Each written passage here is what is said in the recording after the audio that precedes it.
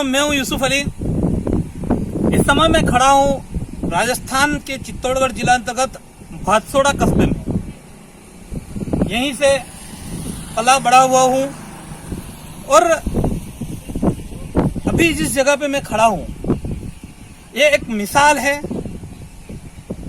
आपको बता दूं, हमारे पीछे कृष्ण आदिनाथ गौशाला है। हम गौशाला के प्रांगण में खड़े हैं।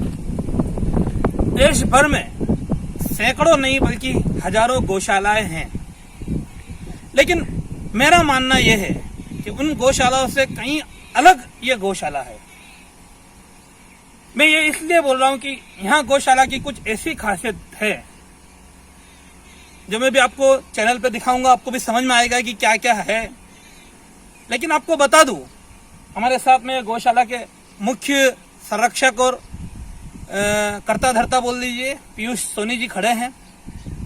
हम इनसे भी चर्चा करेंगे, इस गौशाला के बारे में पूरी जानकारी लेंगे। लेकिन उसके पहले मैं आपको बता दूं कि ये जो गौशाला है यहाँ पर करीब, जहां मुझे बताया गया है, 300 से अधिक गायें इस समय मौजूद है।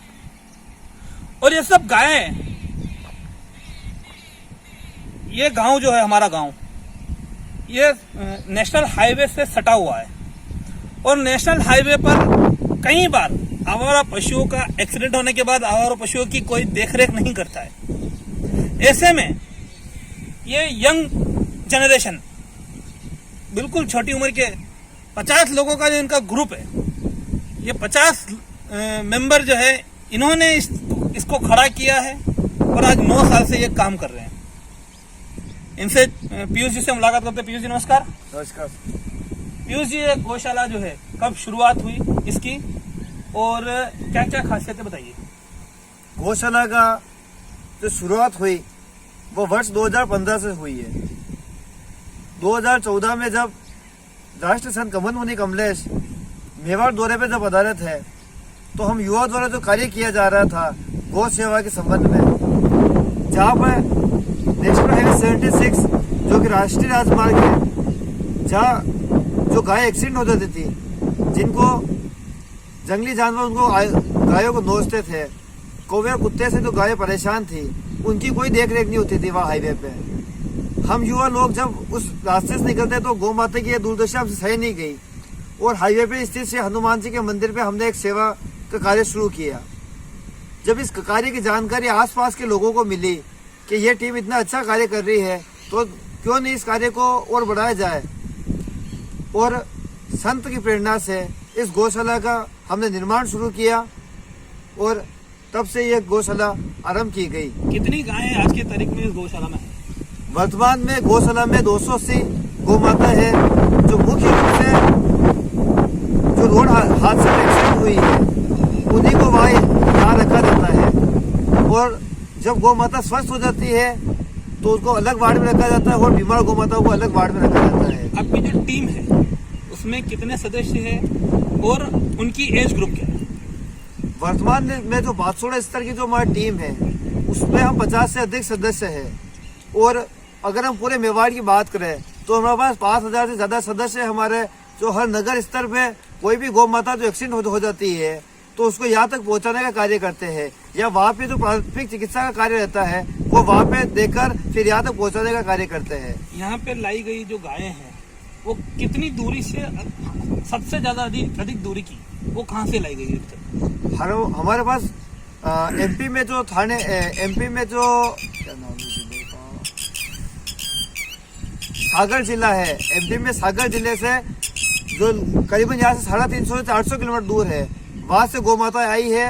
और न्यूनतम से न्यूनतम उदयपुर संभाग की जो गौ माता रहती है, इधर अपने देवरी और अपने चित्तौड़ जिले के अंदर जो टोल टैक्स है सिटी वाला वहाँ, और लास्ट इधर निम्बाड़ा, और इस साइड में तो अपने भोपाल सागर जो बेल्ट लगता है, इसके बीच के परिधि के बीच में जो भी गौ माता एक्सीडेंट होती है वो यही पे आती है। चाहे चित्तौड़गढ़ के नगर पालिका की एम्बुलेंस हो या निम्बाड़ा नगर पालिका की एम्बुलेंस हो, उन सभी एम्बुलेंस के माध्यम से भी बीमार गौ माता यही पे आती है। यानी कि कहने का मतलब, अभी जो पीयूष जी ने बताया, सागर जिला जो करीब 350 से 400 किलोमीटर दूर है, वहां से यहाँ पर गाय को उपचार के लिए और उसकी रखरखाव के लिए लाया गया। ये खासियत जो मैं पहले बोल रहा था कि इस गौशाला में अलग खासियत है वो यह है, जहाँ लोग अपने आसपास के भी पशु को आवारा छोड़ देते हैं, इन्होंने इतनी दूरी से लाए हुए पशु की सार संभाल की है। पीयूष जी, फिर से वही सवाल दोहराऊंगा, आपकी जो टीम है उसमें सबसे कम उम्र में जो है वो कौन है, सबसे ज्यादा उम्र का कौन है, उम्र के, क्योंकि ये दर्शकों को जानना काफी दिलचस्प है। उम्र का हमारे सबसे छोटे उम्र के तो आज भी जो सेवा देते हैं हमारे गौशाला में वो मात्र 17 साल के हैं। जो पैसे से हम सब व्यापारी है, लेकिन जब समय बचता है तो सभी यहाँ सेवा देने जरूर आते हैं। और सबसे बड़ी उम्र में हमारे जो 35 वर्ष के हैं वो हमारे संरक्षक भी कह सकते हैं उनको, या हमारे युवा साथी भी कह सकते हैं हम।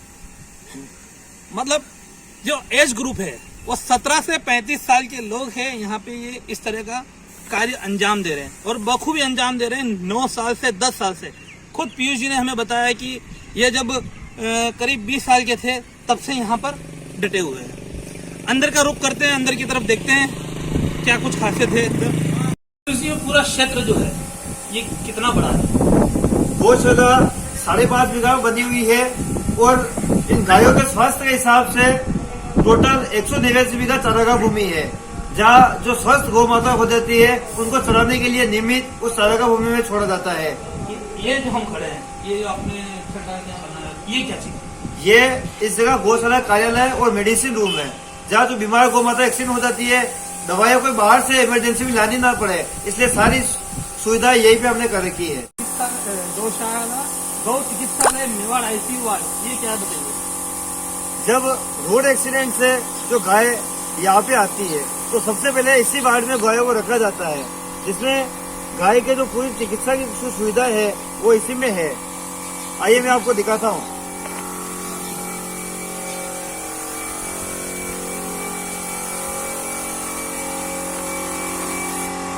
ये जो गाय है ये कल रोड से इसको लाया गया है आसपास के गांव में, जिसके कि सिंह में कमेडी, जिसको देसी भाषा में कमेडी और वैज्ञानिक की भाषा में इसको कैंसर भी कहा जाता है। इसका एक सिंह जो पूरी तरह सड़ गया है, उसका उपचार शुरू होगा। उपचार की बात करें तो जैसे हमारी जानकारी, आप खुद चिकित्सक है, पशु चिकित्सक, तो यहाँ जितनी भी गाय आती है उनकी चिकित्सा की जिम्मेदारी किसकी है? उसकी चिकित्सा की सारी जिम्मेदारी हम युवा पे रहती है और खासकर मेरे ऊपर रहती है। लेकिन कभी कोई ऐसा हुआ है कि कोई विशेषज्ञ चिकित्सक भी आपको बुलाना पड़ता हो? जी, विशेषज्ञ की जरूरत पड़ती है तो अपने राजूवास यूनिवर्सिटी है, जहाँ की एक ब्रांच अपने वल्लभ नगर नवाड़िया में है, तो वहां से चिकित्सक को बुला लिया जाता है। और आसपास में जो स्पेशलिस्ट है किसी चीज के सर्जन, तो उनको भी बुला लेते हैं, उनके पूरा सहयोग रहता है। पीछे जो एक पिकअप वैन पड़ी है वो क्या है? वो जो रोड एक्सीडेंट में जो गाय बीमार होती है, जो गाय खड़ी होने में असमर्थ है, या जो इस गौशाला की परिधि के अंदर आ रही है 20 किलोमीटर के अंदर, तो उसके लिए इस व्हीकल की व्यवस्था हमने की गई है कि 20 किलोमीटर के अंदर जो गाय बीमार होती है उसको इस व्हीकल को बेच के, एम्बुलेंस को बेच के उन्हें यहाँ तक लाया जाता है। उससे अधिक की दूरी पे जो गाय एक्सीडेंट होती है तो वहाँ के लोगों द्वारा उसको बेच जाती है, उसका भाड़ा भी इस गौशाला द्वारा ही बेचा जाता है। हमारे साथ ही में भी विशाल जी भारतीय भी खड़े हैं, इनसे भी कुछ जानकारी लेंगे। विशाल जी नमस्कार। नमस्कार।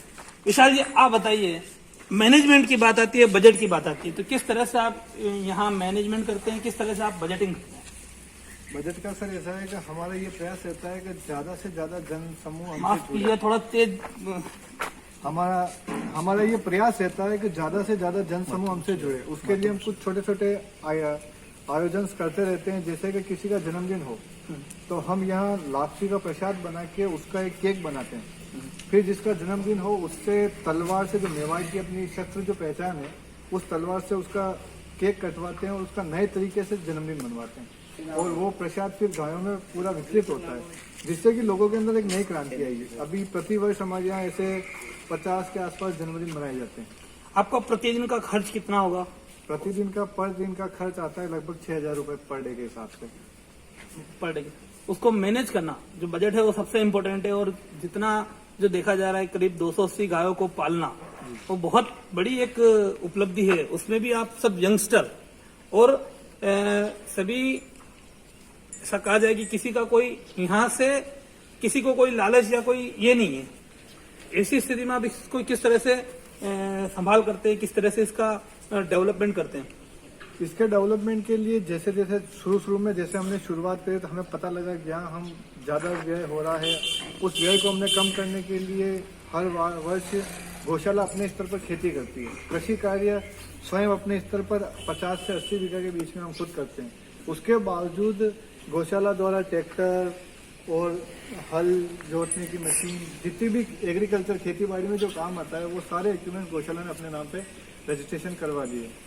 उसके बावजूद हमने धीरे धीरे इस खर्चे को बचाने के लिए एक रथ की शुरुआत करी, जिससे कि जो बाटा का जो आपको मैं टोकूंगा बीच में। जी जिस रथ की बात कर रहे हैं हम उसकी जानकारी लेंगे अभी।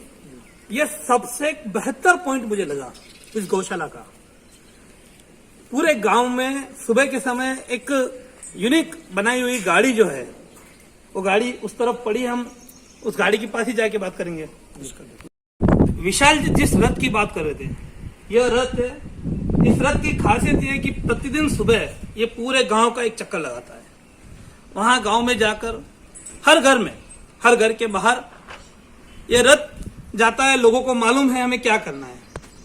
लोगों के घरों में जो वेस्ट है, जैसे खाना बच जाता है, हम लोग उसको फेंकते हैं, यहां वहां डाल दिया, उससे कचरा बढ़ता है और गंदगी फैलती है। लेकिन इन्होंने ये जो संकल्पना शुरू की इस रथ की, तो इन्हीं के मुंह से अपन जानना चाहेंगे कि वो संकल्पना क्या, उसका क्या फायदा है, क्या नुकसान है। हमारी ये समस्या थी कि नगर के अंदर जो मवेशी निजी लोगों के घूमते थे, उनके कारण, उनकी गलतियों के कारण हमें संस्था को हमेशा सुनना पड़ता था। तो हमने ये प्रयास किया कि नगर के अंदर सफाई की व्यवस्था कैसे हो, और एक गौशाला के ऊपर बाटे की व्यवस्था का एक अधिक भार रहता था, जिसका प्रतिवर्ष हमारे 3 लाख के आसपास का खर्चा रहता था। तो हमने सोचा कि क्यों ना इस खर्चे को कम करने के लिए कुछ नया तरीका ढूंढा जाए।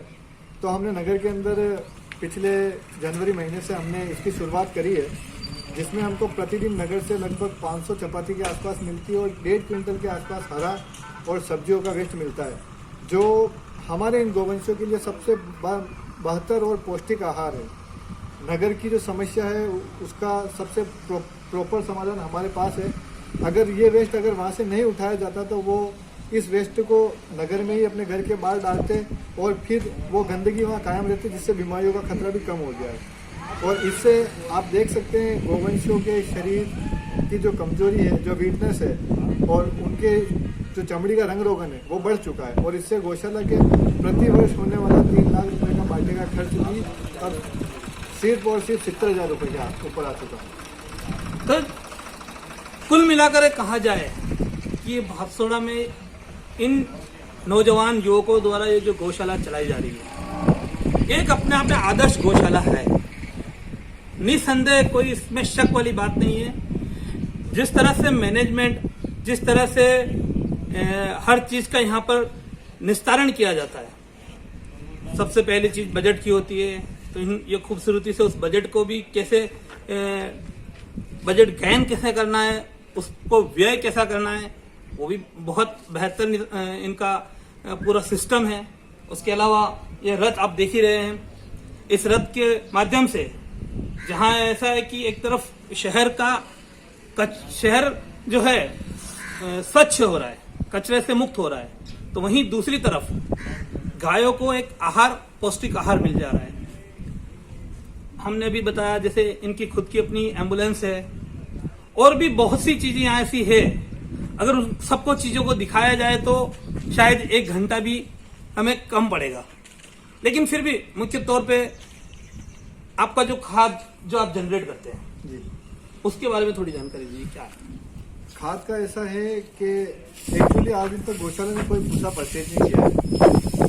जब शुरू में भूसे की जरूरत पड़ी तो हमने संस्था के बाद आर्थिक स्थिति नहीं होने के बाद हम पूरी टीम बनाकर घर घर लोगों के घर जाकर हमने उनसे भूसा मांगा। आपके पास जो घर पे अधिक भूसा है वो आप हमें दीजिए, जिसको गौशाला अपने संसाधनों और मजदूरों के द्वारा मंगवा लेगी।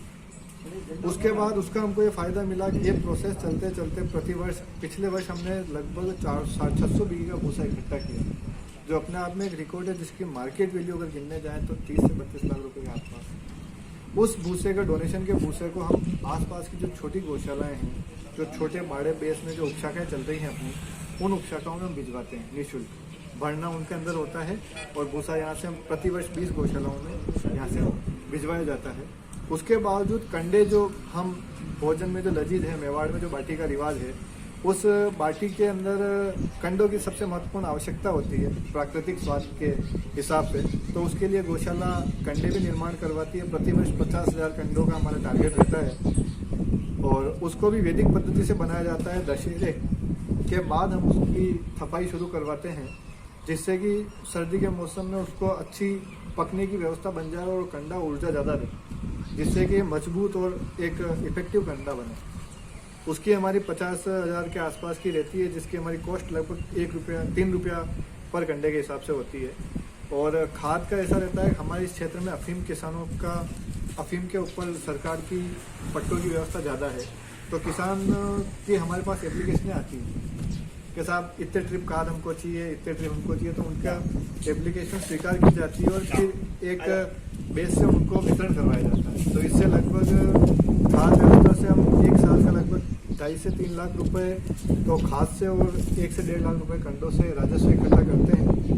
और लगभग भूसा सारा हमारे डोनेशन में ही आता है। उसके बावजूद खेती जो गौशाला अपने स्तर पे करती है, उसका हरा चारा गौशाला मवेशियों को खिलाती है। लगभग अभी अपने पास 80 बीघे की एग्रीकल्चर खेती अवेलेबल है। तो दोस्तों अभी ये आदिनाथ गौशाला का दौरा कर रहे थे और यहाँ की पूरी जानकारी हमने साझा की, किस तरह से यहाँ ये मैनेजमेंट को सलाम। इतनी छोटी उम्र में लोगों ने बहुत कुछ बड़ा सोचकर काफी कुछ बड़ा किया है। पशु हो, पशु के साथ में क्रूरता नहीं करनी चाहिए, लेकिन कभी कभार आवारा पशु के साथ में कोई चाह कर भी प्रेम और स्नेह जो है वो नहीं दर्शा पाता है। तो ये गौशाला समिति जो है वो यही काम कर रही है।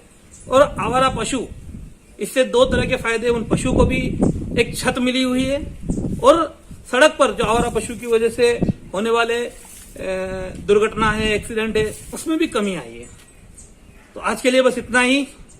धन्यवाद, नमस्कार, आप लोग का बहुत बहुत धन्यवाद। हमारे चैनल सेफ न्यूज़ लाइव पे अपने व्यापार एवं सेवा से संबंधित विज्ञापन हेतु मोबाइल नंबर 7385952786 अथवा 7738267786 पर संपर्क करें।